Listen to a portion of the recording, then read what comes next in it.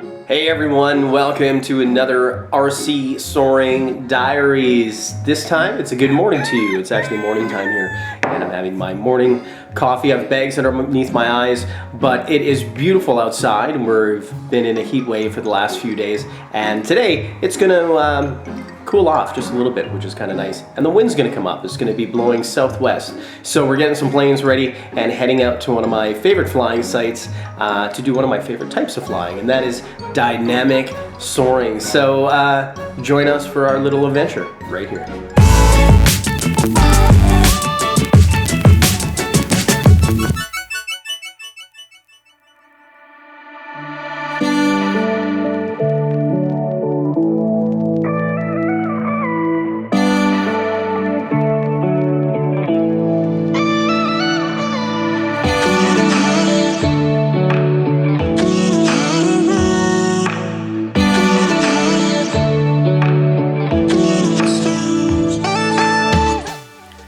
Here we are, made it to our destination. This is a place just outside of Calgary in the foothills of the Rocky Mountains.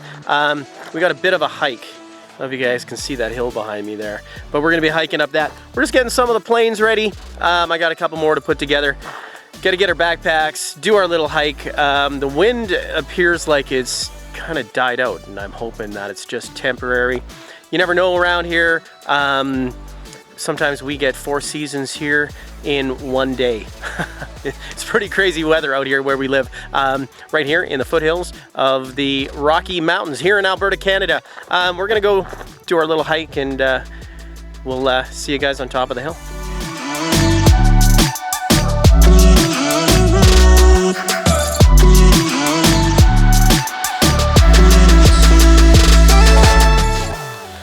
Oh, this is a hike. You see, we still have quite a ways to go. There's Noelle. Hey, babe. And then that's where we came from. The road's right down there. It's a little bit of a hike, but this place is worth it. Starting to feel a bit of wind again, so hopefully it picks up when we get up there.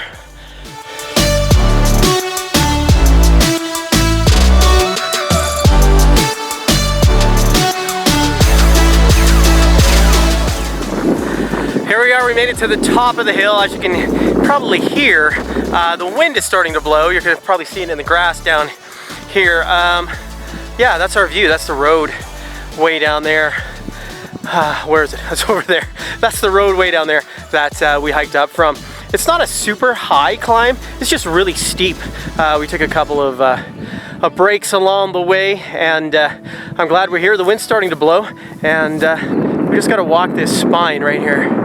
We're gonna walk this spine, we're gonna go up a little ways.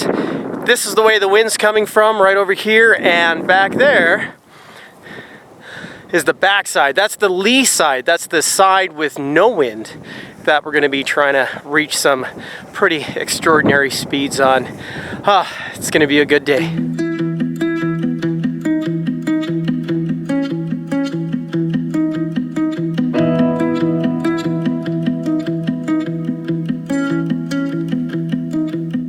Hey, so here we are on top of the hill. This hill's very unique, and let me tell you a little bit about it. It has a front side and a back side, like this. So we're gonna be standing at the top here, and the wind's gonna be blowing this way, hitting this part of the hill, going up, like this. But it's gonna go up and over. And what's here is nothing. There's no wind here whatsoever. So what's gonna happen is, I'm gonna use the lift in the front to stay up. I'm gonna dive down into the back.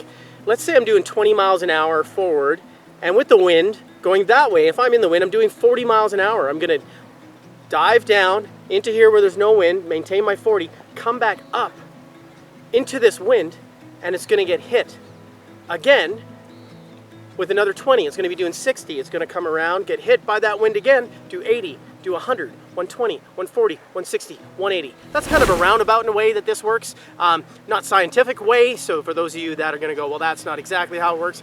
That's just a way for the layperson to understand what's going on. So I'm gonna take this. This is a little Stinger 45. It's designed for light wind dynamic soaring, and the wind's a little light, so you'll probably see this flying. I'm gonna be flying up front. I'm gonna come around. I'm gonna dive it in to the back of the hill, gain some speed, come back up, get hit by the wind again, dive down, come up, get hit by the wind again, and hopefully we're gonna see some pretty good speeds here today. The wind is light right now. I'm on the back side of the hill.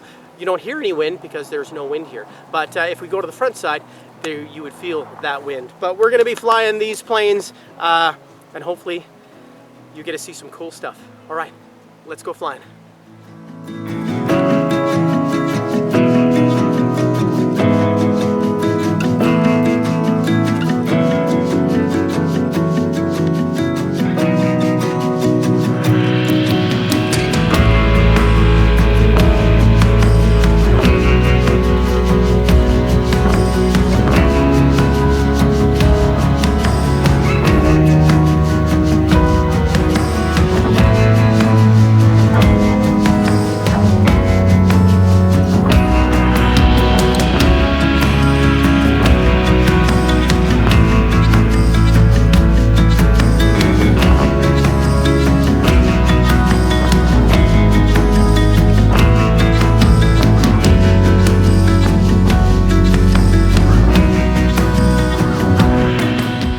So this is the fun part of slope soaring or dynamic soaring, and that is sometimes waiting for the wind. We're sitting here on the hill. Little cycles of wind come through. You could probably hear it in the background. You see it in the grass. Little cycles of wind come through, but they're only there for about 5 seconds, 10 seconds. They go away, maybe 20 to 30 seconds at the most. More likely just thermal cycling through. The forecast is that it's quite windy over that way, which is where the prevailing wind is coming from. So we're hoping it makes its way this way so we can get in the air. But for now, we're gonna get eaten by bugs and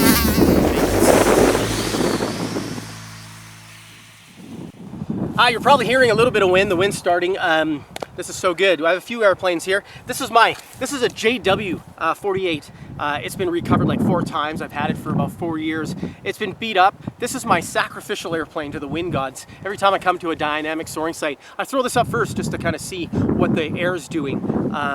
So you'll be seeing this. You can see it's all tattered, held together with tape. I'll recover it at the end of the season. This here is a little Stinger 45. It's a pretty high performance little ship. I think Bruce Tebow got one of these up to like 170 miles an hour earlier this year. Crazy, crazy speeds. You probably had it ballasted. I don't have any ballast in this, so it's kind of for the lighter winds if the winds are light. I also have this. This is a Gulf SR produced by Steve Drake. I've had this for quite a number of years too. It's been recovered a few times. It's pink for high visibility. This thing has a ballast box in it too. There's ballast that goes in here. Lead plates. I actually make this thing really, really, really heavy. The reason being, dynamic soaring is done in a circle, and just picture a ping pong ball on the end of a string. And if you try to spin that, it's really light. It's really hard to swing. It doesn't really get going.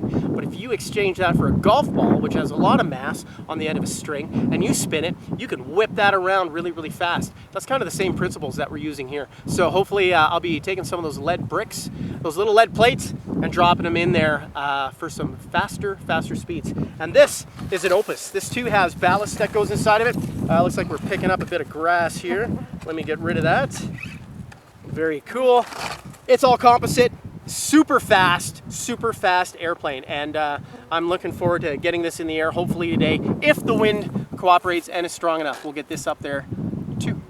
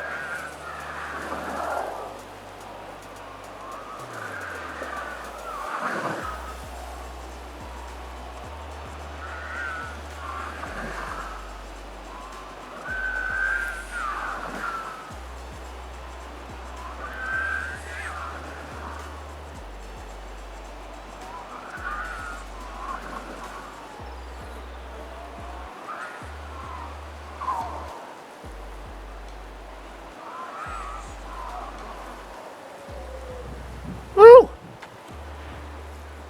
That was fun. Let's do some more.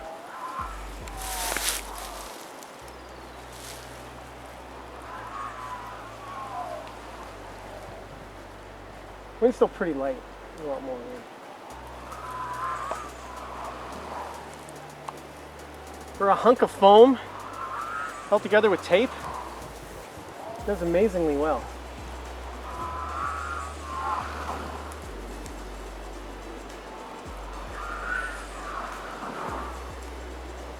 I don't know if you guys at home can hear that whoomp sound.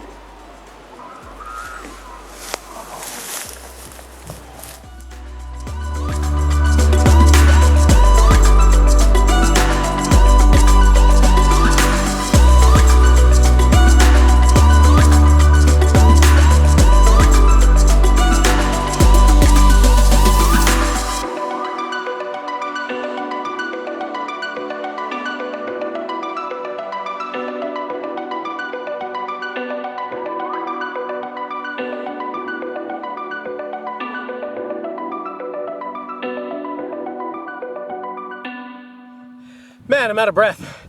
We just flew the gulp. The wind came up and I was just getting tossed around everywhere. So what I'm gonna do is I'm gonna add some ballast into here. These are wooden plates that go into this hole right there. And in the backpack here, I have some weights. Let me grab them. They are here. So here's some lead weights. These are, I think like 5 or 6 ounces each. So this is another 12 ounces I'm going to put into this airplane. Notice I painted them orange. The reason I painted them orange is because you can see them in the grass. I originally had this held on with a nylon screw. This is a steel screw, but it was nylon. It broke, and when I landed hard, and I lost my lead weights. They were in the grass. There's no way of finding them. So there you go. That's a little tip. Paint your ballast, guys. Paint your ballast in case you lose it on the hill. We lost the wind again. I was trying to fly the gulp. I launched it and it was all over the sky. Went in and apparently one of the push rods, the solder joints came loose from one of the DS impacts that I've had with it. Easy fix. I just have to take it home, solder it, take out the JW again, and then if this goes well, we'll take the Opus out and see how it goes.